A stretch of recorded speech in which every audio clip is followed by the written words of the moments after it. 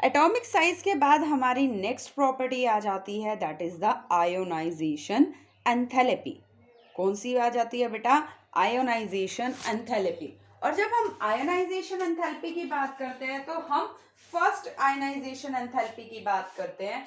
और ionisation enthalpy होती क्या है बच्चे? Ionisation enthalpy, again I am repeating, कि द एनर्जी रिक्वायर्ड, हमें एनर्जी चाहिए। कौन सी एनर्जी? कि हम आउटर शेल इलेक्ट्रॉन को निकाल सके। तो the amount of energy required to remove the outer shell electron from the isolated gaseous atom is called the ionisation enthalpy. क्या होती है बेटा आयोनाइजेशन एंथैल्पी? कि अब हमें किसी भी एलिमेंट के आउटर शेल से उसके न्यूक्लियर फोर्स के अगेंस्ट एनर्जी देकर, क्योंकि इलेक्ट्रॉन को कौन अट्रैक्ट करता है? न्यूक्लियस।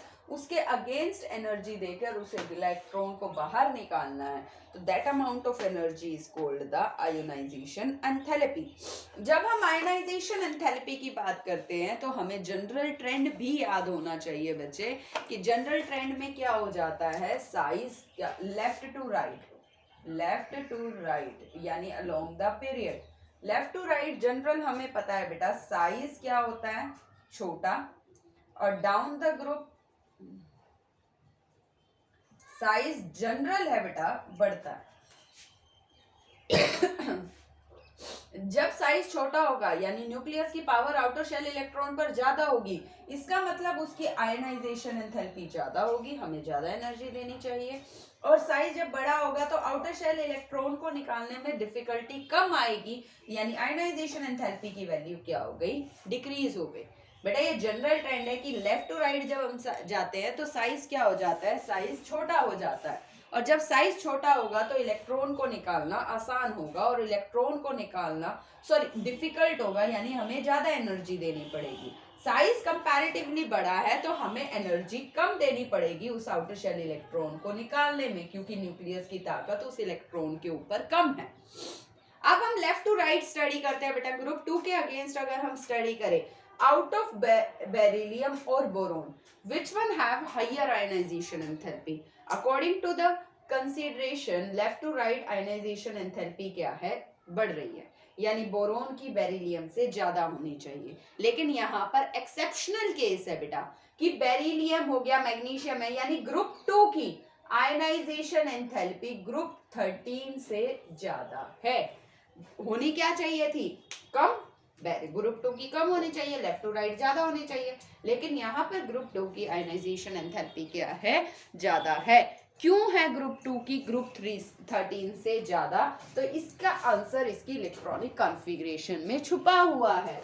आप अगर बेरिलियम को कंसीडर करो, बेरिलियम है बेटा 2s2, यानी सिमेट्री है, फुल्ली फिल्ड है, s ऑर्बिटल में से इलेक्ट्रॉन निकालना है। और यहाँ पर अगर आप कंसीडर करोगे तो इनकम्प्लीटली फिल्ड शेल है, और p में ऑर्बिटल में से इलेक्ट्रॉन निकालना है। हमें पता है बेटा s का जो शेल है न्यूक्लियस के क्लोज है, s सब शेल पहले आता है, p सब शेल बाद में आता है। तो s की न्यूक्लियस की s के ऊपर पावर क्या हो गई? स्ट्रॉन्ग हो गई, यानी उस इलेक्ट्रॉन को निकालना क्या हो जाता है? डिफिकल्ट है। यानी क्लोजनेस वाले पार्ट को हम बोलते हैं पेनिट्रेशन इफेक्ट। क्या बोलते हैं? पेनिट्रेशन इफेक्ट, यानी इसका पेनिट्रेशन इफेक्ट ज्यादा है, जिसकी वजह से इसकी आयनाइजेशन एंथैल्पी ज्यादा है। सो बेटा पेनिट्रेशन इफेक्ट की वजह से साइज क्या हो जाता है? ग्रुप 2 एलिमेंट्स का ग्रुप 13 से आयनाइजेशन एंथैल्पी क्या हो जाती है? ज्यादा।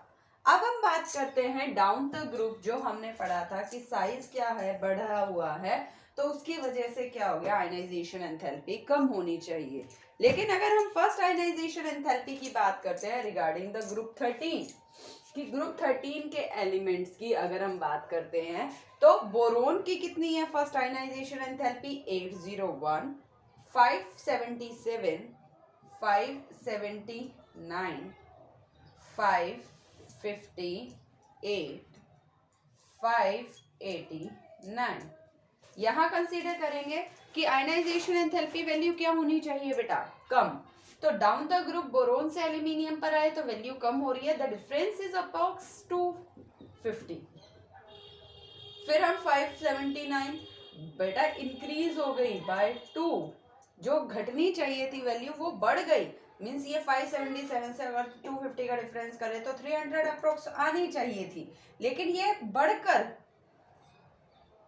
2 ज्यादा हो गई, फिर वैल्यू डिक्रीज हो गई, लेकिन अगेन वैल्यू इंक्रीज हो गई यहाँ पर।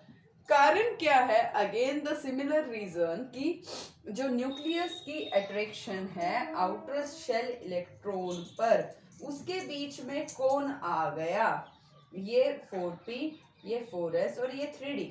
इसकी पुअर शील्डिंग इफेक्ट की वजह से न्यूक्लियस ने इन इलेक्ट्रॉन्स को अपने काबू में कर रखा है। जब इनको अपने काबू में कर रखा है तो इनको निकालने के लिए हमें ज़्यादा एनर्जी देनी पड़ेगी। Obviously, we have to supply more energy to make an ion to remove one electron from these element. तो इनमें से वैल्यू क्या होती जाती है? बढ़ती जाती है। क्यों बढ़ गई? Due to again the similar reason and the similar words that we are using for it, that is the inert pair effect. कि एक तो पेनिट्रेशन इफेक्ट की वजह से साइज छोटा होना चाहिए था, एनर्जाइजेशन एंथैल्पी कम ज़्यादा होनी चाहिए थी लेकिन कम हो गई। लेकिन इसमें जो साइज एनर्जी है वो डिपेंड करती है ionisation enthalpy inert pair effect की वजह से, जिसमें डाउन द ग्रुप वैल्यू कम होनी चाहिए थी लेकिन यहाँ पर वैल्यू बढ़ गई। इसका अगेन द रीजन क्या है बेटा? इनर्ट पेयर इफेक्ट, या हम कहेंगे poor shielding effect of D and F subshell, कि डी और एफ सबशेल के पुअर शील्डिंग इफेक्ट की वजह से ऐसा हुआ है। नेक्स्ट प्रॉपर्टी है बेटा थर्ड वन। ये फर्स्ट, ये सेकेंड और थर्ड वन हम आज करेंगे इलेक्ट्रोनेगेटिविटी। इलेक्ट्रोनेगेटिविटी क्या है? इलेक्ट्रॉन पेयर को अपनी तरफ अट्रैक्ट करने की, कोई भी बॉन्डेड एटम है उसमें ये पेयर ऑफ इलेक्ट्रॉन को जो अपनी तरफ खींच लेगा उसको, उसकी टेंडेंसी को हम क्या कहेंगे? इलेक्ट्रोनेगेटिविटी। हम सभी को पता है साइज छोटा होगा तो न्यूक्लियस की पावर आउटर शेल इलेक्ट्रॉन पर स्ट्रॉन्ग हो जाएगी, यानी वो न्यूक्लियस उन आउटर शेल इलेक्ट्रॉन को अपनी तरफ खींचेगा। इसी को ही तो हम इलेक्ट्रोनेगेटिविटी कहते हैं कि बॉन्डेड एटम में जिसका साइज छोटा होगा वो पेयर ऑफ इलेक्ट्रॉन को अपनी तरफ खींचने की कोशिश करेगा। तो लेफ्ट टू राइट जाते हैं तो इलेक्ट्रोनेगेटिविटी बढ़ती जाती है क्योंकि इफेक्टिव न्यूक्लियर चार्ज बढ़ जाता है। अब डाउन द ग्रुप अगर हम आते हैं तो वैल्यू क्या होनी चाहिए थी?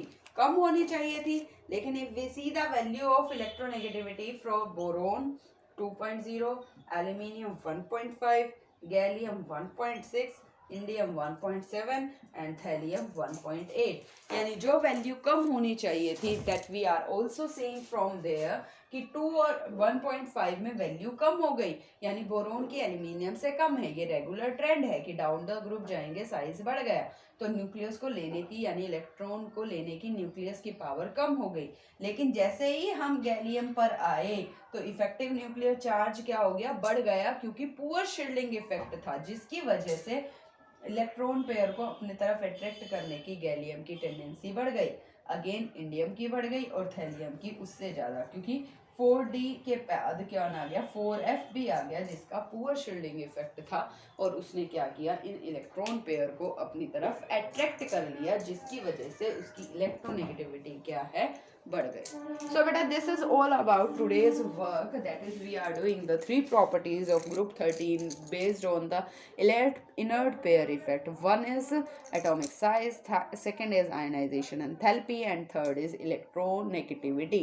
Atomic size down the group बढ़ना चाहिए था लेकिन घट गया, आयनाइजेशन एंथैल्पी घटनी चाहिए थी वो भी बढ़ रही है, इलेक्ट्रोनेगेटिविटी भी घटनी चाहिए थी वो भी बढ़ रही है। और इन सभी का रीज़न क्या है बेटा? इनर्ट पेयर इफेक्ट, जिसको हम कहते हैं कि पुअर शील्डिंग इफेक्ट है डी और एफ सबशेल का, जिसकी वजह से ये सारा काम हुआ है। तो आप सभी को समझ में आया बेटा आज का lecture. So next properties we are doing in the next lecture.